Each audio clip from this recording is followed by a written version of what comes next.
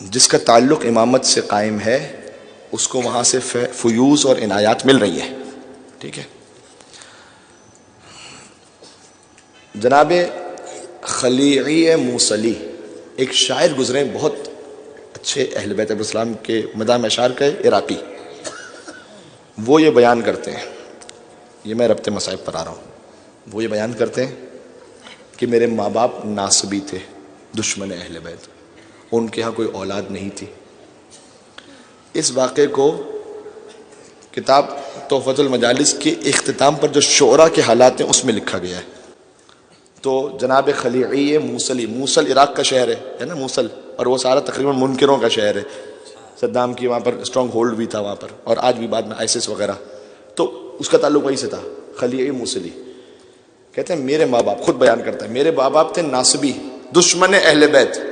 یہ نہیں کہ مثلا نیوٹرل ہوں، نہیں، دشمن تھے باقاعدہ، اور کوئی اولاد نہیں تھی. جانتے ہیں منت کیا مانی؟ عجیب و غریب منت ہے. منت یہ مانی کہ اے خدا ہمیں تو بیٹا دے تو ہم اسے حسین کے زواروں کا قاتل بنائیں گے. منت یہ مانی. ٹھیک ہے، تو ہمیں بیٹا عطا کر دے.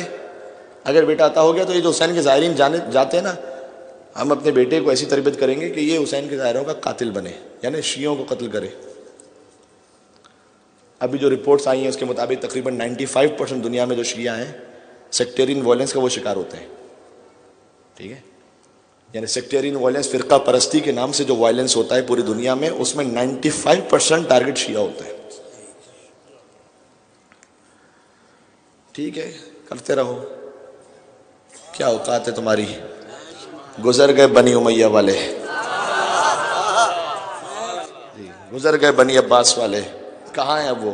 یہی متوکل بنی عباس کا یزید جسے کہا جاتا ہے، کتنی مرتبہ کوشش کر لی کہ قبر امام حسین پر حل چلوا دے، کرتا رہا. آج کہاں ہے؟ قبروں تک کا پتہ نہیں ہے، قبروں تک کا پتہ نہیں ہے کہ کہاں مر کھپ کے ختم ہو گئے. نہ نسلوں کا پتہ ہے، نہ قبروں کا پتہ ہے. اور ایک وہ جو مظلوم شہید ہوا، آج لاکھوں اس کے حرم میں لبیک یا حسین کہنے والے ہیں. تو خلیعی موصلی نے، میں نے کہا موصل کا رہنے والا تھا،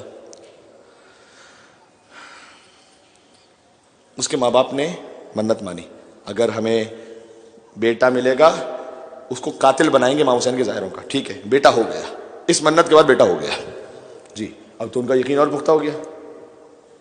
بیٹا بڑا ہوا، اس کی ایسی تربیت کی، برین واشنگ شروع سے ایسے کی، جب جوان ہو گیا تو اس کو بتایا کہ دیکھو تم منت مانی اس لیے تھی تمہارے ولادت کی کہ تم قاتل بنو گے، اور وہ بھی اس کی برین واشنگ ایسی ہوئی تو اس نے کہا ہاں بالکل بالکل ٹھیک ہے، مجھے تو یہ کام کرنا ہے.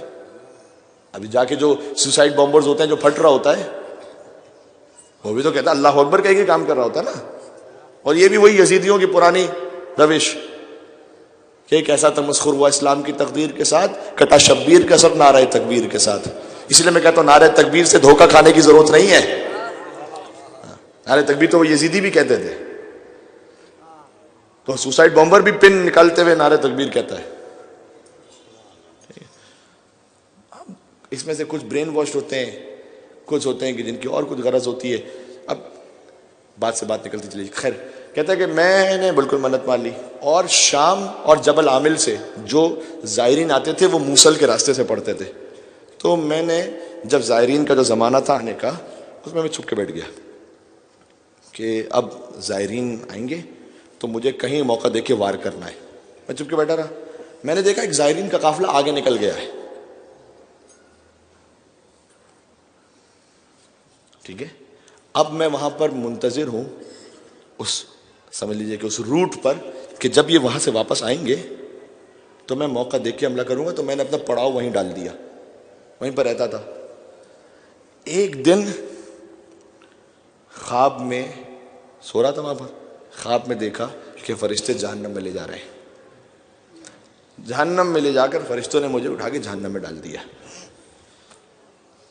تعجب کی انتہا نہ رہی کہ جہنم کی آگ مجھے جلائی نہیں رہی. اللہ اکبر. فرشتوں نے کہا، جہنم کی آگ سے کہا، تم اسے جلاتے کیوں نہیں ہو؟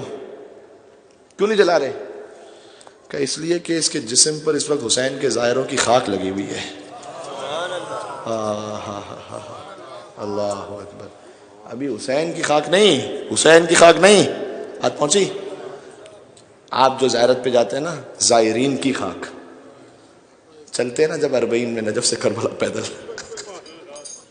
پیروں میں خاک لگتی ہے، کپڑے پہ خاک لگتی ہے. حسین کی خاک تو کربلا میں نا، خاک شفا حرم میں جا کے. ابھی تو ہم راستے میں ہوتے ہیں. اس خاک کی اہمیت بتا رہا ہوں، اس خاک کی شان کیا ہے.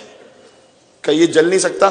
اس کے جسم پر تو حسین کے ظاہروں کی خاک لگی ہوئی. فرشتوں نے نکالا جہنم سے، سنیے گا، اس کو دھو ڈالا، پورا خاک ختم کر دی، پھر اٹھا کے پھینک دے جہنم میں، پھر بھی نہیں جل رہا. تو ملائکہ نے کہا کہ اب تو یہ خاک ہٹا دی ہم نے، اب کیوں نہیں جلا رہے؟ کہا یہ تو تم نے اوپر سے خاک صاف کر دی ہے، کچھ خاک اس کے حلق میں اندر بھی چلی گئی ہے، یہ تو اس کے جسم کا حصہ بنی ہوئی، یہ نہیں جل سکتا. کہ بس اتنا خواب دیکھا، آنکھ کھلی. آنکھ کھلی تو محسوس ہوا کہ قافلہ یہاں سے گزر گیا ہے اور میرے جسم پر حسین کے ظاہروں کی خاک موجود ہے. سبحان اللہ. جسے حسین ہدایت کرنا چاہے. کہتے بس میں سمجھ گیا کہ معاملہ کچھ اور ہے، میرے ماں باپ نے غلط بتایا تھا. پہنچا، کہتا ہے فوراً میں نجف پہنچا، خود کربلا پہنچا بلکہ، اور میں نے جا کے امام حسین سے معافی مانگی. میں نے کہا مولا مجھے معاف کر دیجیے گا، مجھے خبر نہیں تھی. آپ کے زائرین کا اتنا احترام ہے کہ زائر کی خاک بھی اگر لگی ہوئی ہو تو تب بھی جہنم کی آگ نہیں جلاتی. تو مولا اب تو میں خود آ گیا ہوں آپ کے پاس، مولا مجھے قبول کر لیں. اس کے بعد یہ عظیم الشان شاعر بنا. مدح امام حسین میں اس نے اشعار کہے، نوحوں کے لیے اشعار کہے. اس کے کچھ اشعار ایسے ہیں کہ جو کربلا میں وہاں لگے ہوئے ہیں حرم امام حسین علیہ السلام کے ارد گرد. ان میں سے ایک شعر اس کا جو بہت معروف ہے، وہ شعر اس نے یہ کہا کہ اے انسانوں، اگر تم چاہتے ہو کہ جہنم کی آگ سے اپنے آپ کو بچاؤ تو میں تمہیں سمجھا رہا ہوں طریقہ کیا ہے. طریقہ یہ ہے کہ حسین کے ظاہروں کے قدموں کی خاک اپنے اوپر مل لو، جہنم تجھے جلانے سے انکار کر دے گی. کہتا ہے کیونکہ میرے ساتھ خود یہ واقع ہوا. سبحان اللہ. اب سمجھ میں آ گیا کون ہے حسین. برحمتك يا أرحم الراحمين وصلى الله على محمد وآله الطاهرين.